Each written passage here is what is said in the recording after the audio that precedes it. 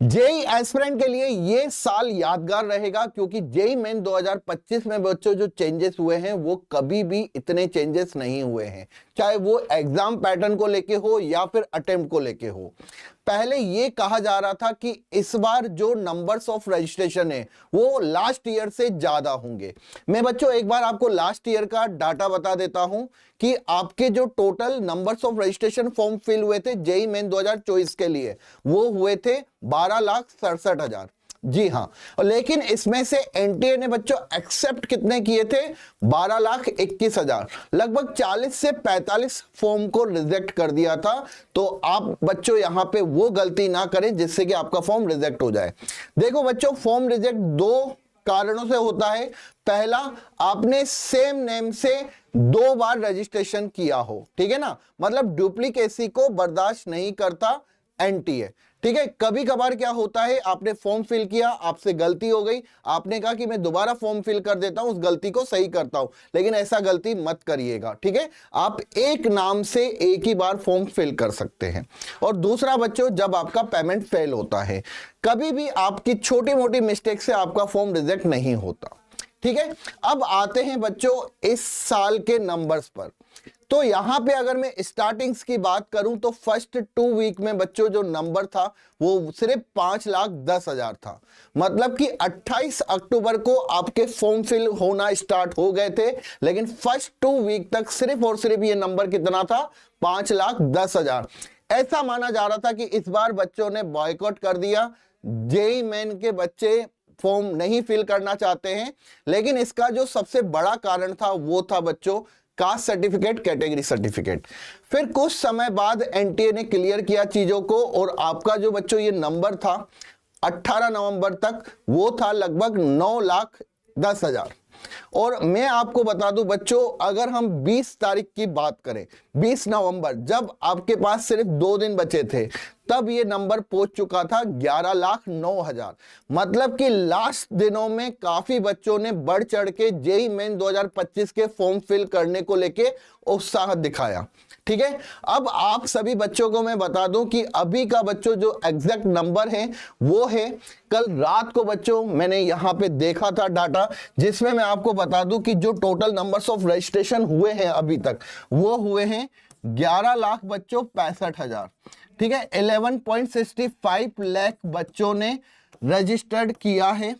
ठीक है, और ये नंबर अभी तक और बढ़ चुका होगा। आपको मैं यहां पे बता दूं, जेई मेन 2024, तो यहां पे टोटल नंबर्स ऑफ जो रजिस्ट्रेशन हुए थे वो हुए थे बच्चों 12,21,000। ठीक है, 12,21,000। अब आप सभी बच्चों को पता है कि आज का दिन भी है और कल का दिन भी है। यहां पे अगर मैं बात करूं तो लेफ्ट 2 डेज, तो जितने भी बच्चों ने अभी तक बच्चों फॉर्म फिल नहीं किया है तो वो बच्चे फॉर्म फिल कर दीजिए। और मुझे ऐसा लगता है, आप भी अपना ओपिनियन बच्चों बताइए कि क्या इस बार लास्ट ईयर का रिकॉर्ड टूटेगा? क्या इस बार 13 लाख तक जा सकता है ये आंकड़ा? क्योंकि अगर मैं लास्ट 2 डेज की बात करूं तो 80 से 90 हजार बच्चों ने फॉर्म फिल किए हैं एक दिन में, और लास्ट 2 डेज में अगर ये नंबर जाता है तो ये लगभग 12 से 13 लाख जा सकता है।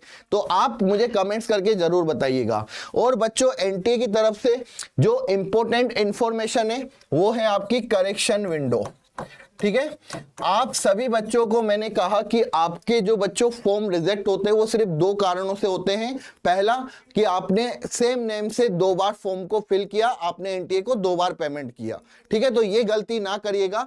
करेक्शन विंडो का वेट करिए, जो कि बच्चों स्टार्ट होगी 26 नवंबर से, ध्यान रखना 27 नवंबर रात को 11:50 तक। ठीक है, तो सबसे पहले तो मैं आप सभी बच्चों को बता दूं कि जिन बच्चों ने फॉर्म फिल कर दिया है बहुत अच्छी बात है।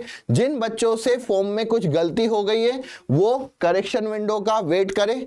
ठीक है, और अभी तक जिन बच्चों ने फॉर्म फिल नहीं किया है वो बच्चे अब जाके फॉर्म फिल कर दें, कल का वेट ना करें।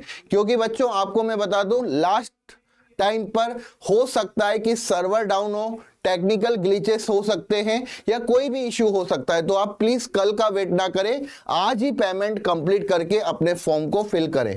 ठीक है, अब यहां पे बच्चों अगर मैं करेक्शंस की बात करूं तो करेक्शन में आप क्या क्या करेक्ट नहीं कर सकते हैं, तो वो आपको मोबाइल नंबर आप उसको करेक्ट नहीं कर सकते, आपका बच्चों फोटो आप उसको करेक्ट नहीं कर सकते, आपकी मेल आईडी, ठीक है ना, इन चीजों को आप करेक्ट नहीं कर सकते, और आपका परमानेंट एड्रेस और आपका करंट एड्रेस, ठीक है ना, ध्यान रखिएगा, उसको भी आप चेंज नहीं कर सकते हो। एड्रेस चेंज इसलिए नहीं कर सकते क्योंकि जो आपने 4 सिटी फिल की है उन्हीं में से हो सकता है कि परमानेंट या करंट एड्रेस में से आपको वो सिटी अलोकेट हो, इसीलिए आप चेंज नहीं कर सकते हो। लेकिन हाँ बच्चों, यहां पे मैं आपको कहूंगा कि आप बच्चों यहां पे कैटेगरी चेंज कर सकते हैं अगर आपने कैटेगरी गलत डाल दी। जैसे कि किसी बच्चों के पास कास्ट सर्टिफिकेट नहीं था तो उन्होंने जनरल कैटेगरी डाल दी जबकि वो ओबीसी कैटेगरी में आते हैं, तो आप करेक्शन विंडो में अपनी कैटेगरी चेंज कर सकते हो। अगर आप जनरल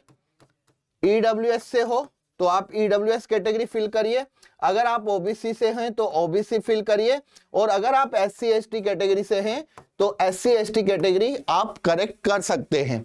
ठीक है, दूसरा यहाँ पे जो सबसे बड़ा बच्चों का एक क्वेश्चन आ रहे थे कि सर हमारे पास अभी पुराना सर्टिफिकेट है, अभी तक नया सर्टिफिकेट हमारे पास नहीं आया है, तो एनटीए ने बच्चों क्लियर कर दिया है कि अगर आपके पास पुराना सर्टिफिकेट है तो आप उस पुराने सर्टिफिकेट को अप्लाई कर सकते हैं, उसका नंबर आप यहाँ पे डाल सकते हैं।